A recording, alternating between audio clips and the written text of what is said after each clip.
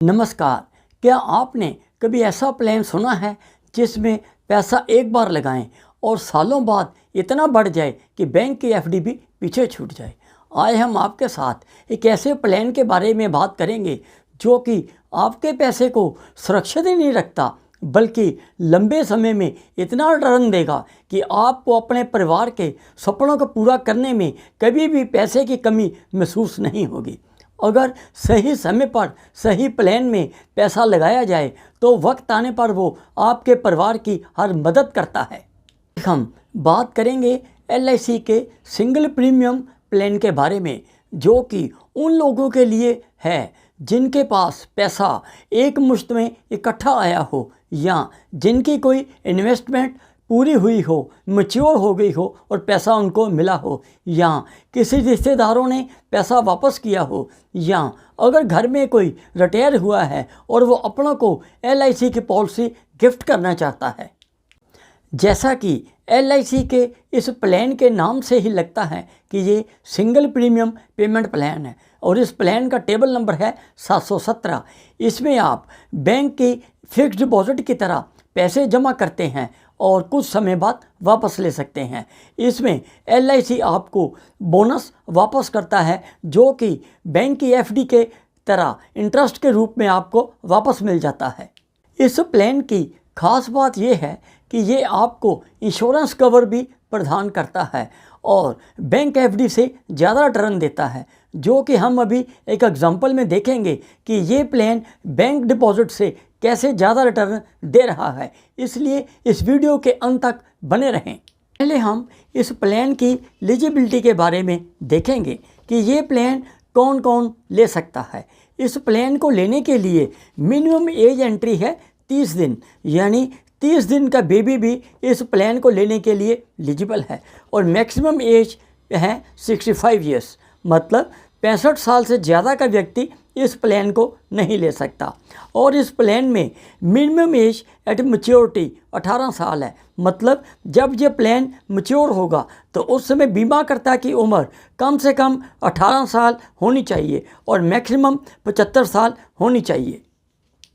इस प्लान को लेने के लिए मिनिमम पॉलिसी टर्म है 10 साल और मैक्सिमम 25 साल है, मतलब आप 10 साल से लेके 25 साल तक कोई भी पॉलिसी टर्म चूज़ कर सकते हैं। इसमें minimum basic sum assured 1 lakh है और मैक्सिमम सम एश्योर्ड की कोई लिमिट नहीं है, जो कि आपकी इनकम पर डिपेंड करेगा कि आप कितनी अमाउंट की पॉलिसी ले सकते हैं।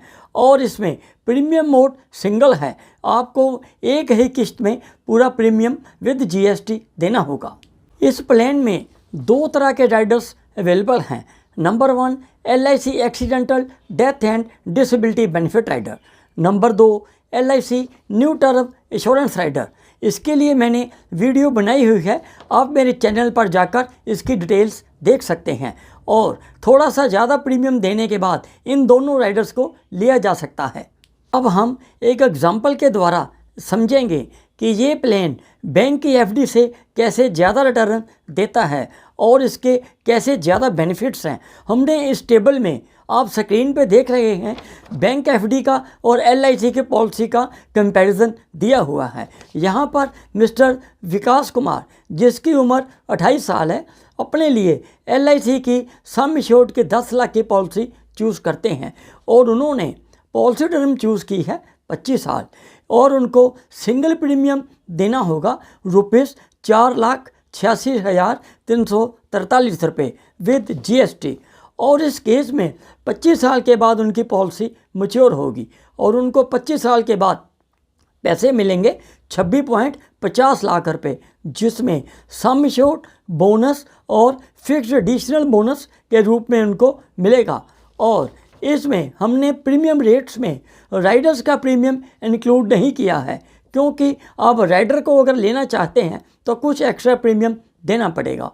और इसी प्लान में अगर आप accidental death and disability benefit rider ले लेते हैं और उसमें आपको 10 लाख का एक्स्ट्रा सम एश्योर्ड मिलेगा और इसी तरह न्यू टर्म इंश्योरेंस राइडर भी ले लेते हैं तो किसी अनहोनी के केस में 10 लाख रुपया और इसका मिलेगा। इस तरह किसी अनहोनी के केस में इसको आपको 20 लाख रुपए के राइडर्स के रूप में भी मिलेगा। दूसरी तरफ अगर यही पैसे 4,86,343 रुपये मिस्टर विकास कुमार बैंक की एफडी में लगाते हैं और वो भी 25 साल के लिए, तो उनकी मैच्योरिटी आएगी 24.37 लाख रुपए। यहाँ पर हमने इस मैच्योरिटी वैल्यू में इंटरेस्ट को 6.75 पर एनम के हिसाब से कैलकुलेट किया है और ये इंटरेस्ट भविष्य में आने वाले 25 सालों में कम भी हो सकता है, जो कि बैंकिंग इंडस्ट्री का ट्रेंड आप देख रहे हैं। इसके अलावा अगर विकास कुमार किसी कारण किसी अनहोनी से अपने परिवार में नहीं रहते तो बैंक में एफडी करवाई है, तो उनके नॉमिनी को कोई भी पैसा इसके इंश्योरेंस के क्लेम के रूप में नहीं मिल सकता, जो कि एलआईसी में मिल रहा है। मान लीजिए अगर पॉलिसी चलने के 10 साल बाद यानी 38 साल की उम्र होने पर विकास कुमार के साथ किसी तरह की अनहोनी हो जाती है और वह अपने परिवार में नहीं रहते, तो उनके नॉमिनी को डेथ क्लेम के रूप में कितना बेनिफिट मिलेगा, ये हम अभी इस एग्जांपल में देखेंगे। इसमें सम एश्योर्ड 10 लाख चूज़ किया था और अब उनकी एज 38 साल थी। अब उनको बोनस के रूप में 5.28 लाख मिलेंगे। इस तरह उनको डेथ क्लेम मिलेगा 15.28 लाख रुपए। और उसमें अगर एडिशनल राइडर्स उन्होंने लिए हैं तो उनको 10 lakh accidental death benefit rider और 10 lakh new term insurance rider का भी मिल सकेगा। इस तरह उनको ग्रॉस डेथ क्लेम मिलेगा 35.28 लाख। सरेंडर वैल्यू, इस पॉलिसी को कभी भी सरेंडर कराया जा सकता है और इस केस में गारंटेड सरेंडर वैल्यू या स्पेशल सरेंडर वैल्यू, इन दोनों में से जो भी हायर होगा वो आपको मिलेगी। पर सरेंडर करवाने में आपको लॉस होता है, इसके लिए इसमें लोन फैसिलिटी भी अवेलेबल है और आप लोन इस पॉलिसी के 3 महीने चलने के बाद किसी भी समय लोन ले सकते हैं। बेनिफिट, इस पॉलिसी में इंश्योरेंस प्रीमियम एग्जम्प्टेड है under section 80C of income tax act और इसमें death claim is exempted under section 1010D of income tax act. तो ये था LIC का single premium payment plan table number 717, जो कि बैंक फिक्स्ड डिपॉजिट से ज़्यादा रिटर्न तो देता ही है, साथ में इंश्योरेंस रिस्क बेनिफिट भी देता है।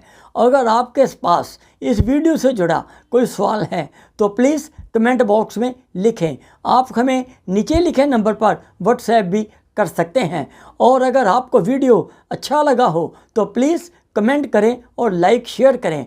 और अगर अभी तक आपने मेरे वीडियो को सब्सक्राइब नहीं किया तो प्लीज़ इसे सब्सक्राइब कर दें, इससे मुझे प्रोत्साहन मिलता है। अंत में अपना कीमती समय निकालकर इस वीडियो को देखने के लिए आपका बहुत बहुत धन्यवाद। Stay happy.